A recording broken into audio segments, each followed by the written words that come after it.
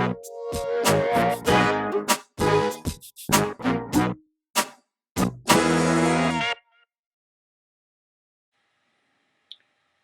we're going to tie a little caddis pupa pattern today. Kind of a variation off of Trad's flies, caddis pupa. Just changing up some things, and I think it works a little better for our waters around here. And just a great all-around pattern. So we've got a size 12 heavy wire scud hook. I'm going to put a dark nickel tungsten bead on there. It's a size 1/8 on there, and we're going to start out with some dark brown thread. And we're just going to start that up here at the front. And this body material, and this is really where the influence from Trad's flies comes in, is this Kylie's nymph skin in a natural latex. And what I'm going to do is I'm going to take this latex here, and you can notice that it's a little bit thicker than your usual latex, and I like that because it builds a lot more segmentation and builds up a body a little faster. So what I've done is I've just created a notch in there. I'm going to come in and I'm just going to capture that right behind the bead, and I'm going to just walk that down. And we want to capitalize on the shape of this hook here, so I'm going to walk it down quite a bit, and then I'm just going to take it and I'm going to build up a little bit of a color body underneath. That's really all it is, because this natural latex, it kind of bleeds through a little bit, and we're going to color the top portion of this, but it helps it kind of just look a little bit more natural. So if you want, you can hit it with a marker if you don't want to cover up all that stuff, but this will do great for now. So we're going to bring our thread right back up towards the bead, and I'm going to take this material and I'm just going to start it a little tighter at the back side, and I'm just going to walk it up. You'll notice that real quickly we start getting a nice segmentation from this nymph skin here.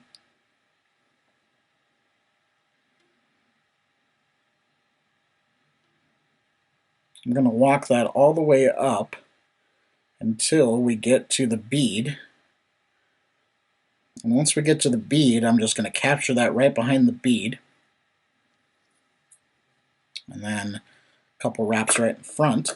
Now, if I'm tying a whole bunch of these, I'll go ahead and just clip this off right here and then retie it in for the second step. But since I'm here and I'm doing a video, if I'm tying them just one by one, I'm just sitting down and tying them, I'll just take this material and I'm just going to walk it back with some little bit looser wraps until my thread is hanging right about the point or slightly behind the point. Okay, so the next material that I have is some CDC in a natural dun color. This is going to be some of the wing buds and kind of some of the legs and things coming in here. I'm going to take this CDC here, and I'm just going to clip the tip of it, and I'm just going to get some of those fibers here and put those in on the far side first. Okay, and this is just going to be just a little bit of fiber. I just want a little bit of wispiness coming out the back. It's going to capture some air bubbles and look real nice coming out when this thing goes in the water. So again, I'm just going to clip the tip on this and then just stroke everything forward. So I get a little tuft of CDC here.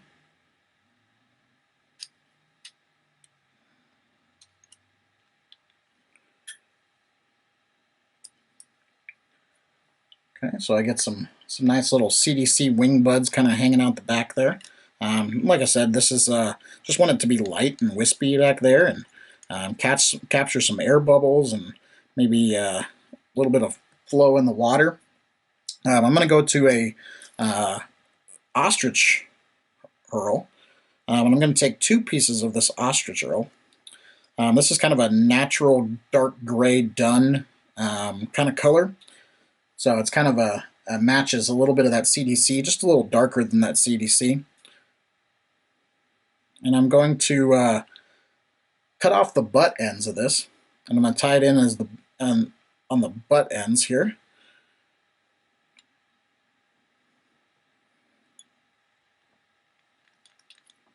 All right, so I'm going to take these and I'm just going to wrap myself a nice little bushy front section here.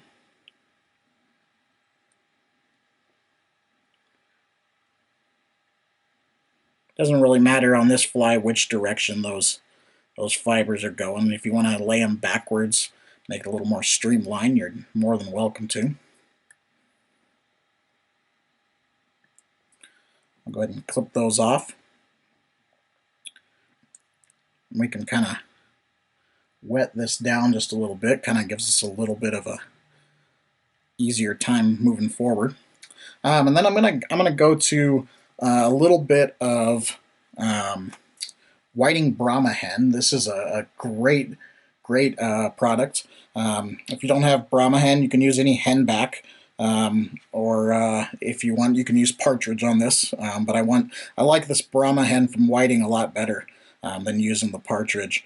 Partridge has a tendency to get a little brittle. It's a little stiff at times, so I really like using this Brahma hen in replacement for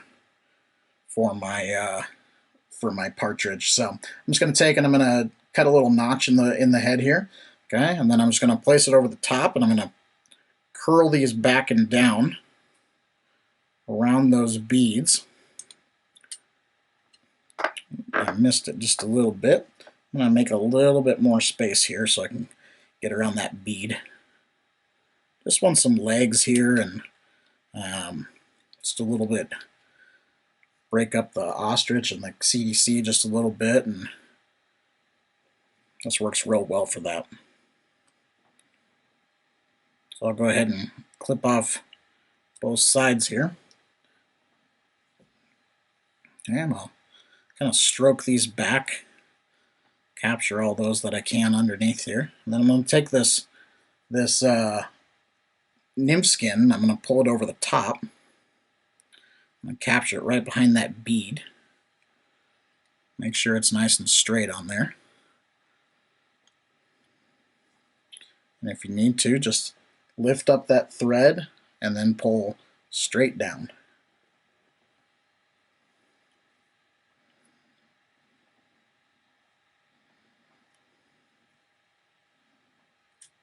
And stretch and pull that off. So we get a nice buggy looking caddis pupa here.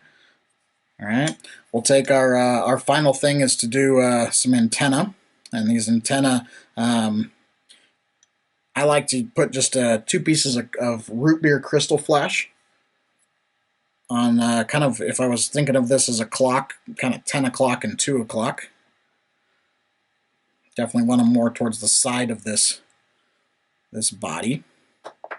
I'm going to tie in one side and then loop it back around and add another one on this side. I want them just a hair longer than the body. They kind of carry their antenna down on the back side, or a little bit longer towards the side of their body. You can maneuver those wherever you'd like them to be, so we get some nice antenna coming out here. And I'm just going to clip those.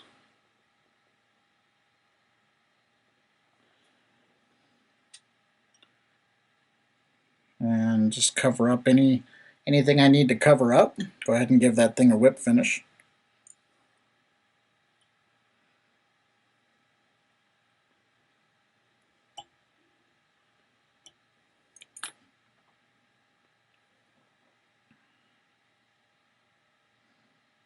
Clip that off.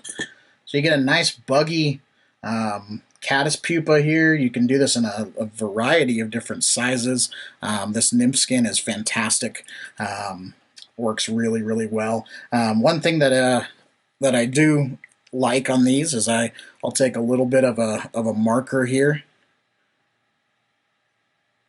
and I'll mark the top side here. Just gives it a little bit of contrast.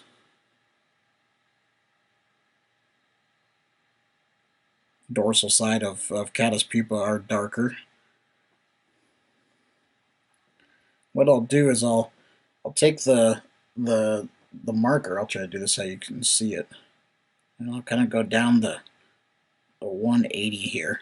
And then I'm just gonna kind of dab it with my finger a little bit, so it's not real bold and in your face, but it kind of textures it almost a little bit and gives you a nice contrast, and you still get that creamy underbody. And it looks real nice in the water. Great little bug. Works really well on the dead drift as well as on the swing.